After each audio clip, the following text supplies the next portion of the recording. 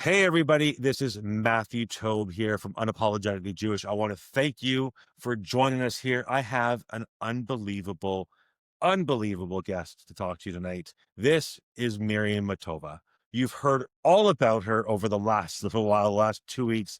She has an incredible story. And what we're going to do today is we're going to focus not on where the story started, but we're going to focus on where the story has brought us to today. So, first off, Miriam, thank you and welcome to the show. Thank you for having me. It was my honor. So let's go back. We're going to start quickly. Let's go back 2 weeks ago when this all started. hmm You were kicked out of a ride share, and that's what started this whole thing. What can you say about it? I can say that we have come to a settlement, and I'm very, very happy with the settlement. All right. After that, we have noticed that the news has kind of changed over the last hmm few days. The New York Post has reported about it, the National Post. You've been busy on social media with interviews and podcasts. What a lot of Jews have been feeling and been receiving over the last 2 years is hate, hmm mass amounts of hate. When we look at how much hate we're all getting, right? And you and I talked about it yesterday.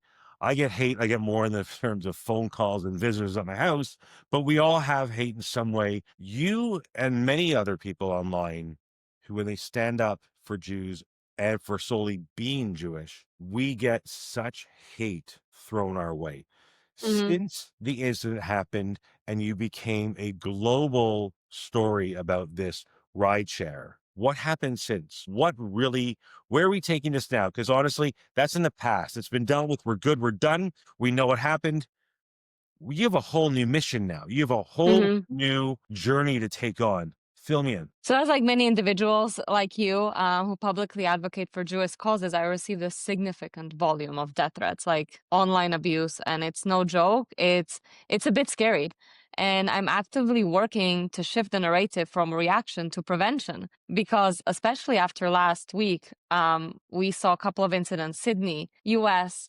How many more things need to happen in order for the government and these large companies, social media companies, will take action. I believe this issue deserves serious consideration regarding stronger verification mechanisms for social media platforms, such as linking accounts to verified IDs or financial credentials to ensure traceability and accountability. Because even when I went to the police and I reported these death threats, it's very hard for them to trace these people. And this is because they have burner phones or these emails that are 10-minute emails.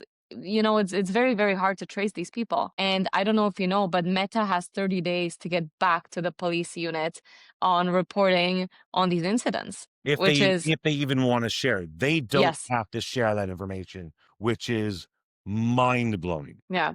So my goal is here to engage policymakers and companies leaders like Instagram to demonstrate that implementing reasonable enforceable safeguards is neither radical nor unworkable. On the contrary, it is necessary to step towards reducing hate-driven behavior online because that is ultimately the ground zero of hate on the streets. And then cases like Sydney, like I'm very sorry to say these things and to be negative, but we need to prevent these things from happening. We cannot act after they happen. Like, what else needs to happen for people to change things?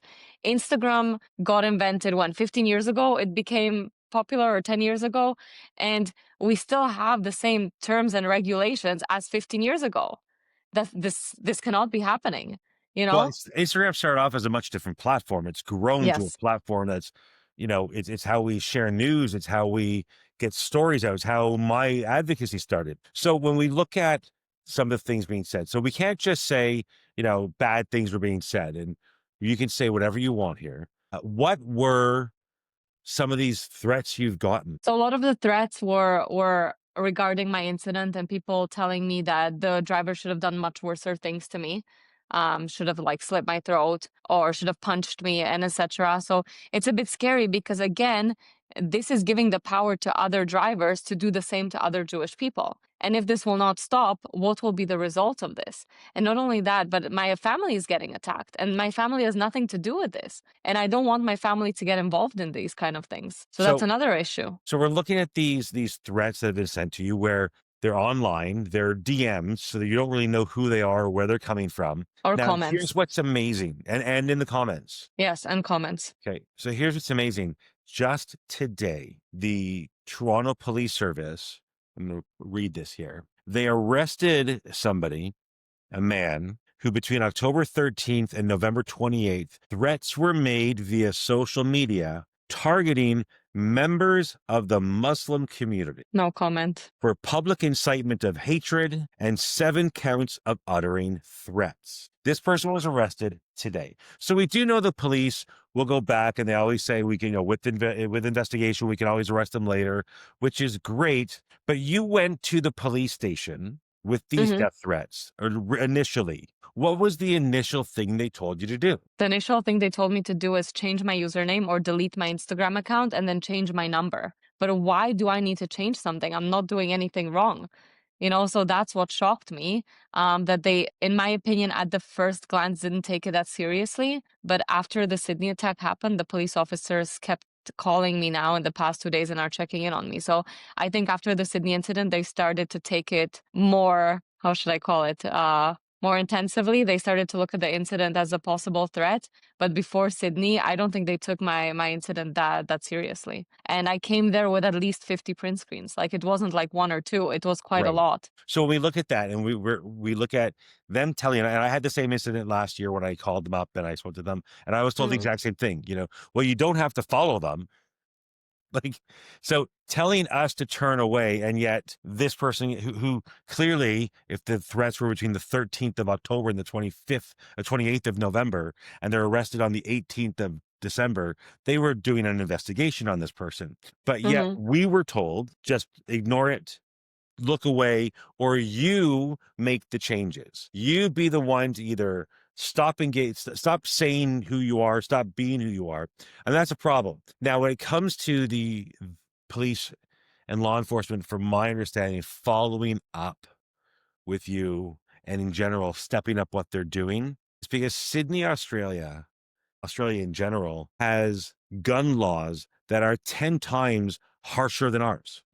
Right. So how is it that a country that has, nobody has a gun there? Like, having a gun is not like it is here. We can still have guns, some of them, but they're even harsher with their gun laws. Yet that still happened under police surveillance. They knew who he was. And yet here in Toronto, they're looking at this going, oh my God, because God forbid something happens to you, me, or anybody else in the Jewish community. We've been calling for this for 2 years. We've been saying things are going to go bad. So with what's moving forward, and they're looking to talk to you, and they've taken your statement now, and they're checking in on you, you see this more as, because they're not allowed, Meta's doesn't have to give their information out, right?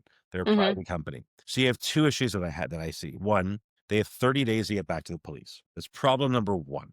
Problem 2, and I don't think a lot of people know this, is that when all they have to do is delete their profile, and that information is gone forever, have disappeared into thin air, and they will never be traced again. So what you're asking isn't necessarily for parliamentarians and legislators to make new laws. You'd like them to push the social media giants into enforcing some sort of accountability, whether it be uploading ID and proof of verification, or whether it's a financial institutions verification, which so many organizations now have. If you go online and you want to buy a car, just to do the credit check for that, they take all your information. They have to verify who you are to make sure you are you as a source of protection. That's what you're looking for. Yes, but also, for example, I can tell a good example, going to a bar. You want to go to a bar, you want to get a drink, you need to show your ID to prove that you're over the 21 years of age.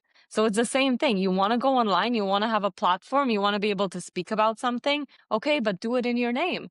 Second of all, if you're not doing something wrong, you have nothing to hide. So when people are going to be starting to talk about privacy rights and these kind of things, nobody's telling you to create an Instagram account. This is your free will. And if you want to do it, then you need to take the consequences for spreading certain words or certain your ideas that you want to spread. Now, I'm going to throw a curveball at you, because I've actually spoken to a few people over the last day about this. Okay. There are lots of groups on, say, Facebook, many groups that may not be our friends, right? Or people in the Jewish community and law enforcement per se. Let's say the Jewish community, the average advocate, has a fake profile name and listing, who uses that name to infiltrate, let's say, their groups and their chats online Mm-hmm. in say Meta programs and X and whatnot. That obviously, we're getting people get information that way on what's happening. And this is not law enforcement because I think there should be backdoor channels and they should be able to get into. But the average advocate,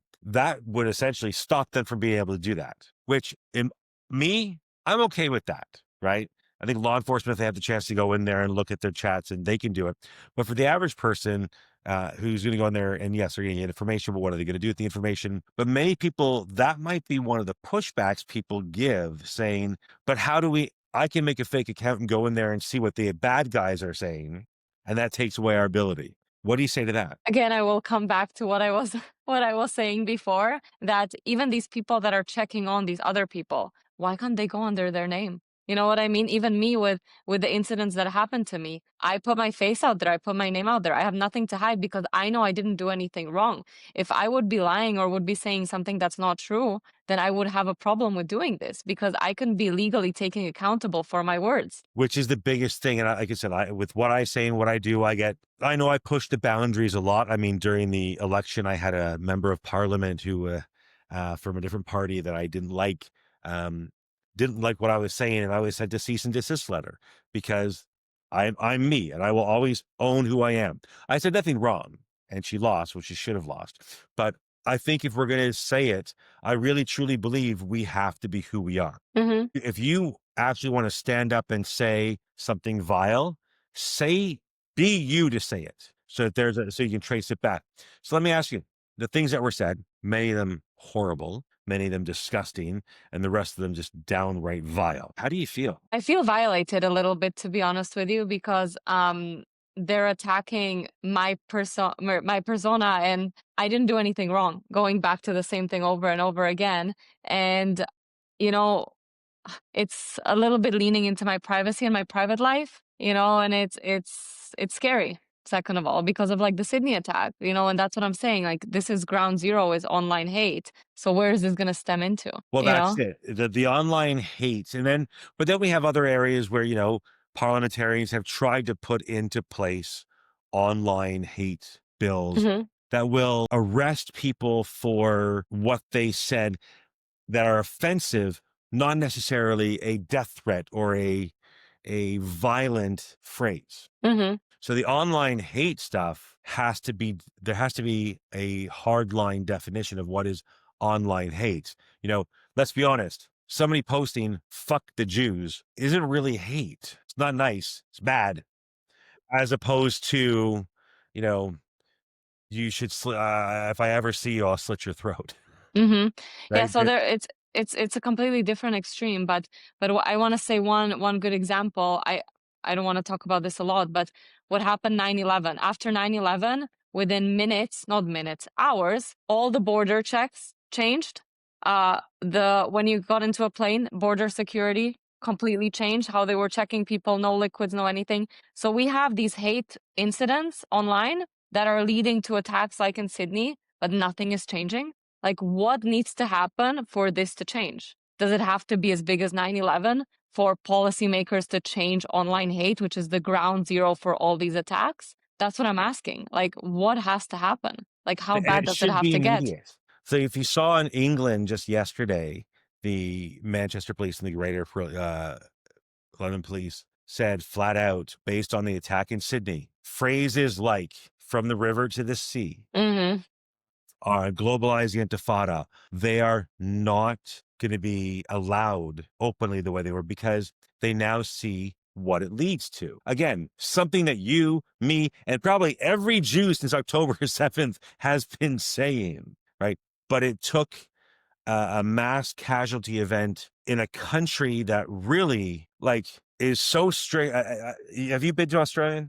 No, I haven't, unfortunately, but So I have family there, and I gotta be honest with you. They're a country of law-abiding citizens. Like they follow their rules. There are massive mm-hmm. rules there. So this took them all. They're blindsided, being like, "Wait a second, we have all these rules, and we all do what we're supposed to do." And this father and son comes in and does this horrific massacre and murder of Jews. So in England, they're going, "Wait a second, now these words have meaning, even though we know they've had meaning this entire time." Hmm. So what's your campaign? And us at Unapologetically Jewish, we are standing behind you, beside you, whatever we can do to help you, whether it's getting this out or work with you and your team to, get this pushed out. I know as our organization, we are lobbyists in parliament as well as in provincial. So we can take you for the meetings if you need to, whatever you need. We will get your story out there and get you in Ottawa and have these meetings to talk to these people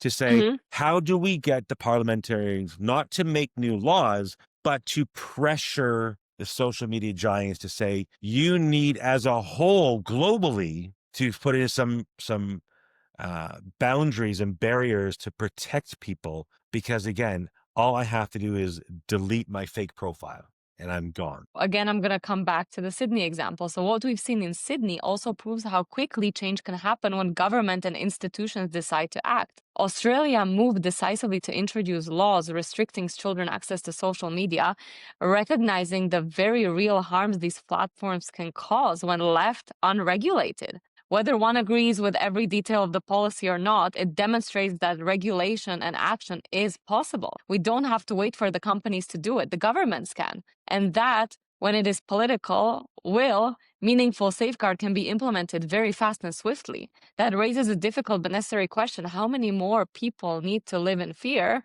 like us, or how many more lives need to be lost before stronger accountability measures are put in place? Waiting for a tragedy should never be the trigger for reform. Full stop. And prevention must come first, or does something have to happen?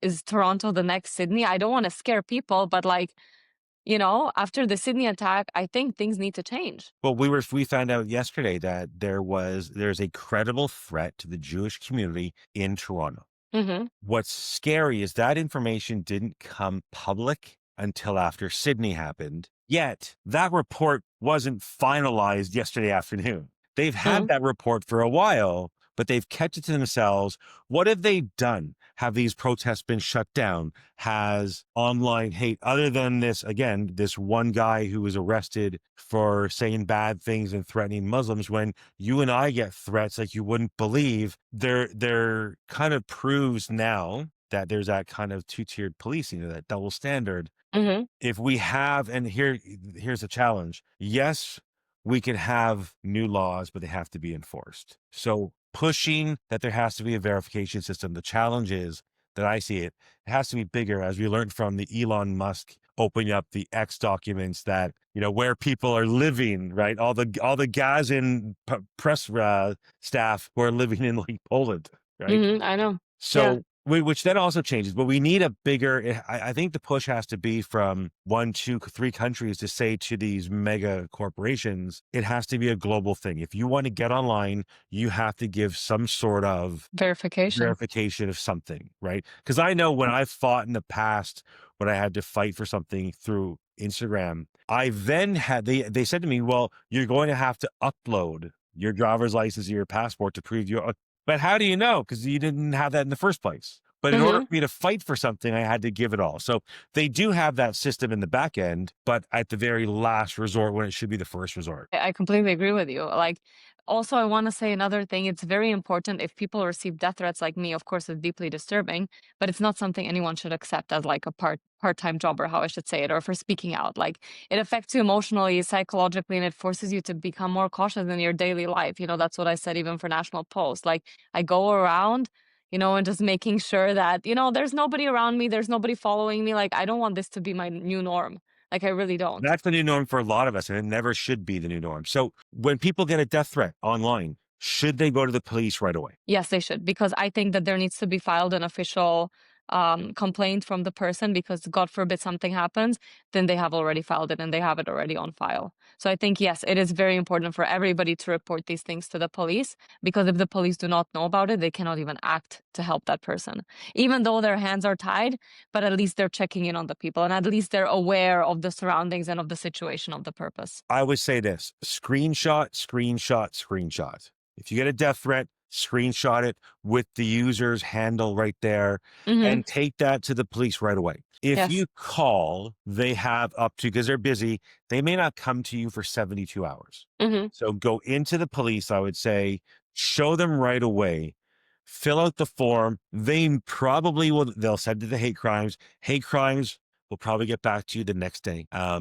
My suggestion, as much as we want to run and go to social media and say, this happened, right? You were very good. You went to the police, you went to the media, you didn't post all about it. No, because I first, between you and I, honestly, I first didn't know what to do with that amount of death threats because I was wondering what is the right steps to do. And it's very important to keep calm and your head straight, even in this situation. It's very important not to panic.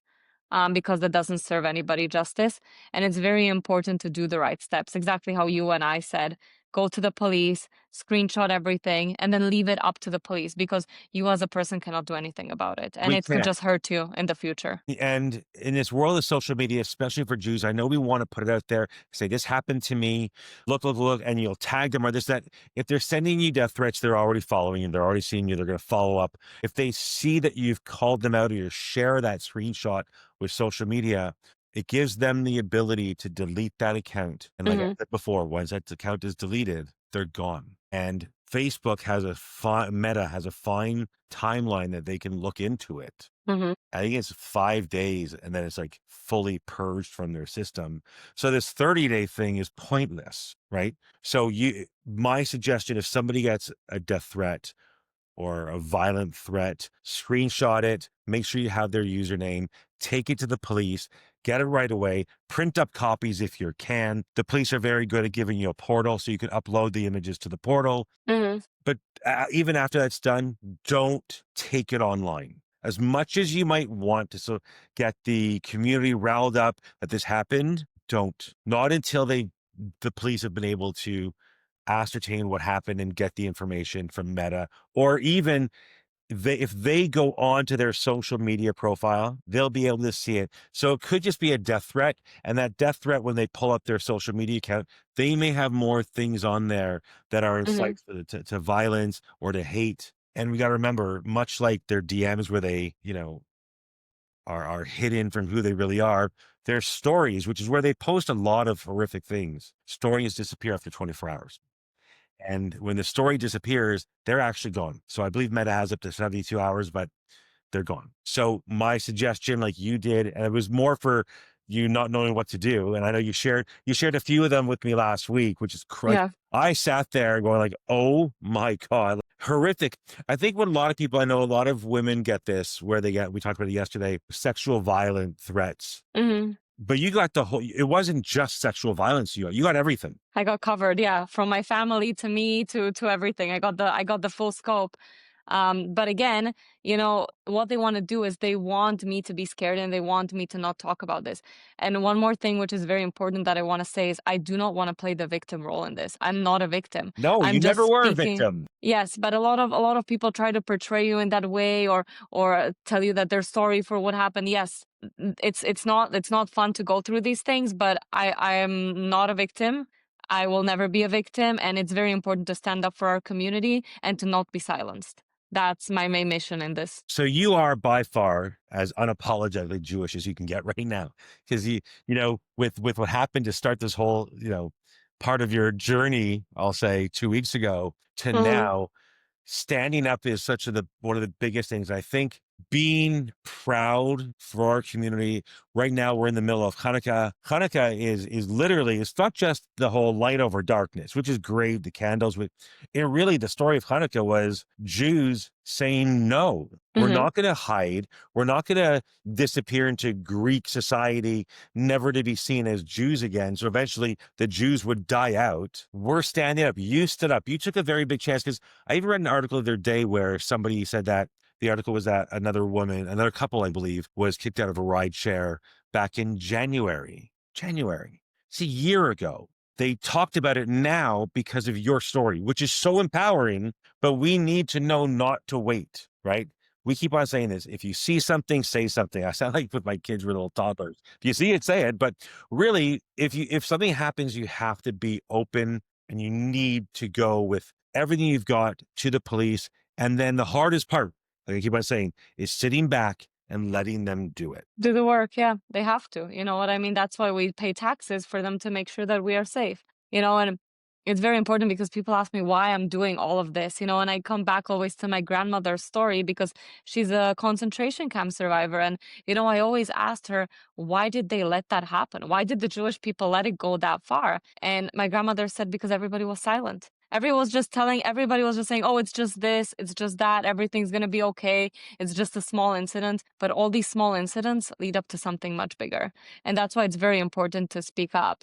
I don't want to scare people, but also before Second World War, till Hitler got where he wanted to get, it took him 10 years to build that whole momentum going. And this is almost 3 years after October 7th. And look where we are. You know what I mean? They killed our people. They took our people. They kept them hostage. And now we're here and they're chanting death to Israel. What did we do wrong? It's the same thing with my incidents. What did I do wrong? I didn't do anything wrong. Why am I being To them, targeted? what's wrong is you existed. Yes.